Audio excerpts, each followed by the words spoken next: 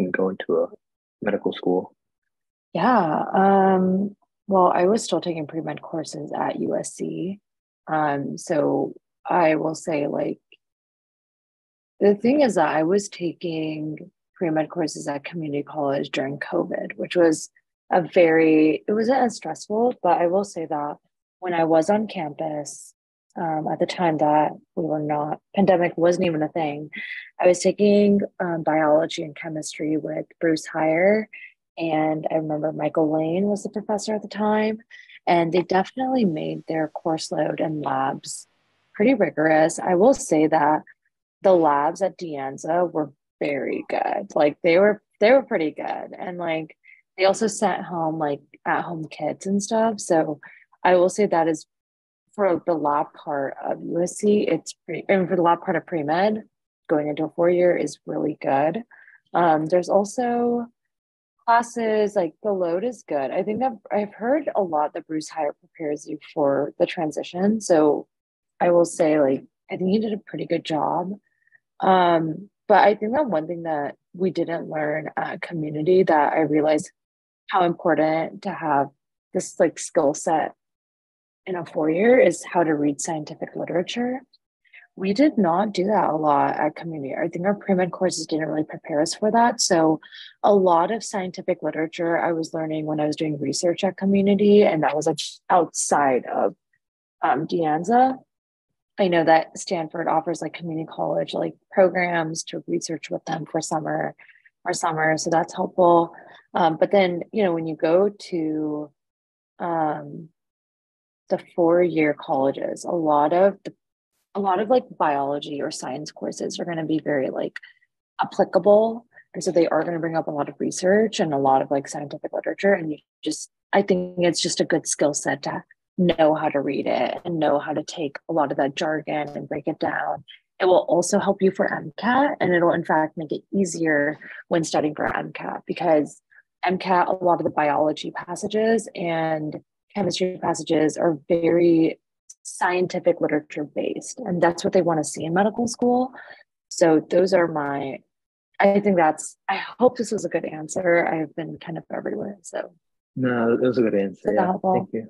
Yeah. Yeah. I would say, Ayush, if you wanna, are you planning to take the MCAT? Haven't decided yet about med school Okay. fully, but if I do, Yeah. yeah, probably in 2, 3 years. Yeah. I honestly think like even at Stanford, San Jose State, Santa Clara University, there are journal clubs where you go. I think Stanford has a rheumatoid arthritis club where you read literature and you discuss it.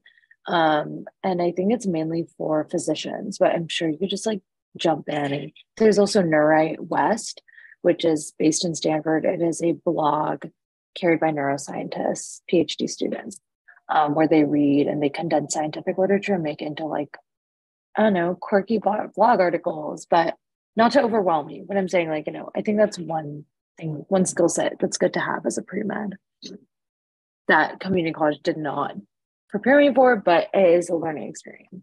Otherwise, like rigor and everything wasn't a surprise for me when I came to a 4 year. This was fun. Yeah, that's it. I have a question. So, how did you study your STEM courses at De Anza? Like, what was a useful strategy of studying for you here? And that helped you transition? So I think one thing is repetition. I think a lot of biology, because the bio series is very heavy. So if you come, the professor's going to do like around a 2 hour lecture, right? And when you come back home or when you're going to the library, open those slides and just review it. All you need to do is I think that there is one of my professors at USC, he is a neuroscientist, and he said that the best way to study is you take your slides that you just learned from like the morning lecture and you review it. And you're going to just say it to yourself. Then you're going to give yourself 20 minutes. Do laundry, go do the dishes, go do your chores, go eat something, have that interference, and then come back after 20, 30 minutes and then look at the slides again. Repeat it back to yourself. Did you truly remember it all? And then you're just in a constant review. And I think that's what with Bruce Hires lectures is what I did is I condensed a lot of his slides to Inky cards. I made sure I did concepts. I made sure I used office hours. I asked him questions afterwards. And I think that was the most helpful for being successful in his class. It's just a lot of repetition. Study groups helped me a lot. And if you can find a student or a friend that is just as motivated as you and you want to study together and test each other, do it. Like honestly, like those are probably the most helpful. And like study groups will come handy when you transfer because it just is a different, I don't know, people will push you for like how to understand your material and everything. And it is helpful. So yeah. Also, as a pre-med major, what were the kind of extracurriculars outside of the Anza that you were doing to build your resume? Well, I did things I was passionate in. It just depends what you like. You know, if you are into women's health, for example, then, you know, there's a lot of women's shelters in the Bay Area. If you are interested in gerontology or if you're interested in helping elderly people, you know, work at a hospice or work, you know, do volunteer work in caretaking or do something that is, or get paid for it, or you could be a medical scribe, or you could do, you know, if you're really into clinical work, you could become an EMT and you could start. I know that De Anza and Foothill does a really good job providing health tech certifications. And I know that I did the EMT certification with Foothill, and now I'm certified in LA. And I can start working like next semester if I wanted to. But it depends. Like if you do, so don't do something because, you know, oh, well, that's the list and that's what I have to do. Do it because you really want to spend your time doing it. So for me, I really liked women's health. So when I was at De Anza, I went to Heritage Home and volunteered with women that were going through generational homelessness. They were about to be incarcerated and they basically got a second chance in wanting, like they were pregnant. So they got a second chance in being part of this program to raise their kids. And they got resources and everything, but it's just because I really liked that and I really wanted to care for that community. So I ended up doing it. But if you're interested in other things, like there will be something out there for you. So, you know, you can send me an email and, you know, whatever you're passionate in, like there will be something in the Bay Area for you for sure. Yeah. Well, on that note, also like an accessible way for you to do research if you're interested in it is doing the RSLS, which is the research and what is it? Student Leadership Symposium. So if you have like a research question you're, you know, wanting to figure out, you can create your own project. You can also do like a leadership project, which is what we did as MOA officers. If you're interested in that, that's super accessible to all community college students.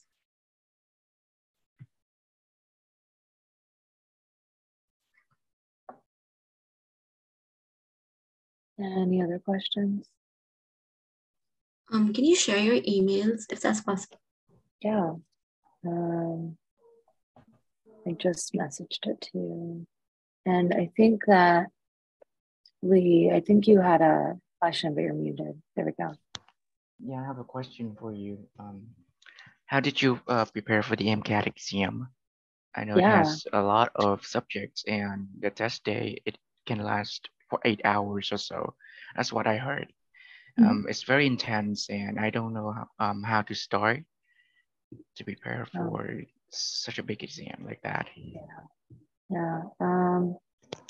It does require a lot of discipline, but it's about mindset. So I made sure that my summer was cleared out just for MCAT. So I was studying from May all the way to August.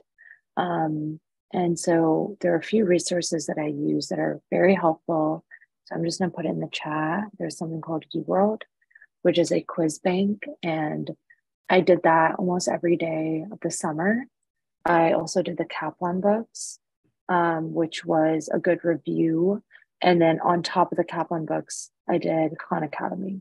So in the first few months from May all the way to June, even July, I was doing something called content review. And it's when you go through all the pre-med, all the courses that you did as a pre-med, and you're just going through it. So I did Kaplan and Khan Academy during this content review period. So I reviewed OChem, chemistry, biology, physics, and I was doing 2 weeks per subject, mauling through it. And then after that, I did dedicated. And dedicated is about 6 weeks. And that's when you're actually taking the AAMC practice exams that they provide, along with other third-party exams, such as Blueprint, which is really helpful. You could do Kaplan, you could do Princeton Review, but usually they'll provide like tests for free. And if not, they'll probably charge like $40 to $60 per exam practice. I mainly focused on the AAMC. Those worked out just fine with me. And then AAMC also provides CARS deck, which is the reading and writing passages, practice passages. Those are really helpful. And I use those, the AAMC resources that last 6 weeks. I saved it just because I wanted to bulk up my content review. And in those last 6 weeks, I went hard on it. So hopefully that helps. I think that Reddit at times will be a pretty good resource in terms of how to create a study schedule. I was lucky enough to have a study buddy. So we were holding each other accountable throughout the entire summer. And we kind of just like did studying together, and it was just really helpful. Yeah. Hopefully that was a thorough answer. Yeah, it helps a lot. Thank you. Yeah, sure.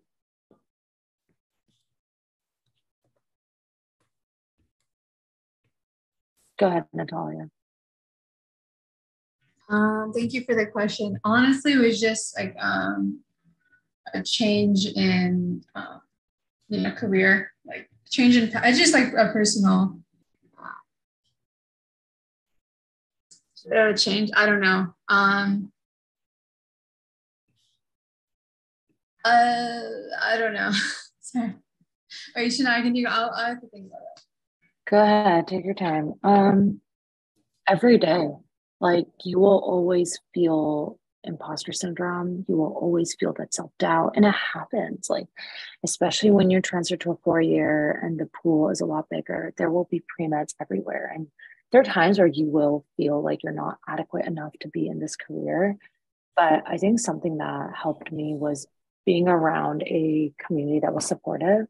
I was lucky enough to have, so USC has a medical school called CAT, and my school provided resources to get connected with doctors, and the club that I'm in where I was connected to doctors. And I think that when your higher ups or people that you look up to believe in you, it makes a huge difference on your outlook on, what you want to do in your career. I think that also and I was talking to doctors that are now like well into their careers, and they are very well established, but even them too feel imposter syndrome. They feel that doubt all the time. And it can be a bad thing, but I feel like some doubt, if you're not reflecting or if you're not having some sort of doubt or some sort of a little bit of stress, then like if you didn't have those feelings at all, I would be more concerned to have you as a doctor. It's okay to have those things with doubt. It happens all the time. I don't know. For me, I dabbled with different things. I intern / volunteer at a place called Kaya Press, which is a publication like organization in the auspices of USC. And it just, because I thought that I wanted to do something more in that realm, and I realized it's not for me, and I'm okay with it. It's a great organization, and it just confirmed that's something that I don't want to do. I dabbled with history, and I took a history class at Anza, and it was so much fun, but I also realized I don't think I want to be a historian. I tried comp sci, and I tried a coding class at USC. It was a major requirement for neuroscience. And as fun as it was, I realized it's not something I want to just dedicate myself to. It was just always came back to medicine. It's one of those careers where you don't want it. You can't have it 99% of the time. You have to want it 100%, because, there are times where, I don't know, it is a very emotionally rigorous career. So I'm not trying to sound discouraging at all, but you really got to know it's for you. And the only way you can find out is if you put yourself in clinical hours, volunteer, get connected with doctors, talk to people. That is the best way you'll find out. And just by doing that, it will help you. So yeah, just believe in yourself. That's it. Yeah. I think Shania perfectly summed it up. And I wanted to add like a reason that was like one of the reasons why I switched my majors, because I kind of felt pressured from like outside influences to initially choose the pre-med route. And, I just like, I realized it wasn't for me, but I'm happy I did take these classes, or my biology major requirements at De Anza. And then, but at the same time, I took sociology classes at De Anza, and I had like a seamless transition. But for anyone who like is interested in a different major, like you can always take pre-med major requirements and like major in something else, if you're interested in that. So I think that's something that anyone can look into as well. Sorry, that was. Wait, yes, I agree with Natalia on that. If you have passions in like other majors like history or English or like, I don't know, anthropology, comp sci, do it. Major in it. You can still take your pre-med classes during your 4 years and you'll be able to space it out. If you are doing a bio major or a chemical chemistry major, like you will have to take those pre-med courses in the bulk that would like finish it within 2 years. But if you major in something that you enjoy, like poli-sci, you can space it out and you can actually take time and like doing well in it. So I agree with Natalia, like you can still be pre-med and major in something that's not bio. I'm sorry, I have another question. How did you get letters of recommendations from doctors? How did you, convince doctors that you are a strong candidate for a medical school? How did you do all that? Other than volunteering at a hospital right now, I can't think of anything to do. And I don't know how to start. Yeah. I was part of this organization called AMWA, but it's like a pre-med chapter. But we basically like, you're a dance student, right? And are you transferring or are you I am going to 4 trying years? to transfer to some UC next year. You want to? Yeah. Okay. Well, your UC should provide some sort of pre-med opportunities. If you can, my biggest advice for you is to become a medical scribe. I think that will be the best way to do it. That way you can bond with the doctor, you can, scribe under them, and you will spend like 8-hour work shifts possibly, but it's so worth it. Okay. It is very worth it. And you'll get clinical hours from it. So try to scribe. And once you scribe, I think that you can get a letter of recommendation through that. But also you have to build rapport with like your higher ups or people that your mentors. So I would say get a job if you're at De Anza for medical scribing. I think that might be the most helpful. If you can find a way to shadow, you can cold email doctors that are in the area and talk about your passions with them. And maybe they can provide you an outlet to shadow. But I think that's the main thing I could think about.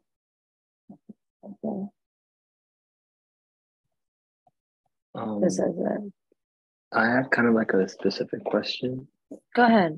So, like I had kind of like a weird transition because like I went to a 4 year, then I came back to De Anza, so I kind of missed a quarter. So I don't have like the full like I missed a course. I don't have like all the classes. So for UCs, my options are a bit limited. But I recently started looking into USC like a month ago, and I was kind of looking at applying there. So for USC, since you're currently there, for like the application process, what would you suggest specifically? Because I know it's a bit different from UC's. I'm so sorry. Could you repeat the question? Give me one sec. Oh yeah, sorry. So like for USC, the application process, what would like be some specific suggestions just for USC? Because I know it has like it's on the Common App and it's a bit different from the UC. So what would you suggest? In terms of essays or like for essays, start early, which I know we've been telling you guys that, but I don't know what the question, like with the essays, they talk about your life journey or something, right?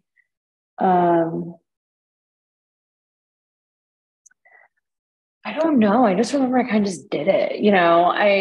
I just remember like I was myself. I was honest. I was authentic, and I just wrote about that. I had a strange journey too, just like you. I was also at a 4-year, and I decided to leave the program because it wasn't for me. And I explained that. To them that I had other things I wanted to do, and this program wasn't for me, but I'm still passionate about pre-med and everything. And for USC, research into the school, look at professors, look at classes, look at clubs that USC specifically provides, and go from that. I remember stalking a few professors and looking at potential classes I'd be taking. I looked at certain clubs, and I just showed that these are clubs that really align to my interests, and it's so unique to USC, and this is a place for me. And I explained like why USC was a great school, which was like I just did a lot of research into the school, and I would suggest that you do that too. Just stalk a few professors on the classes you will be taking and all that, and you can go from there.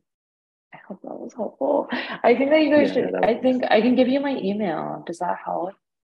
Maybe I can Yeah, I think your email is also like in the email that they sent out, MOA sent out. Gotcha. Yeah, that was helpful.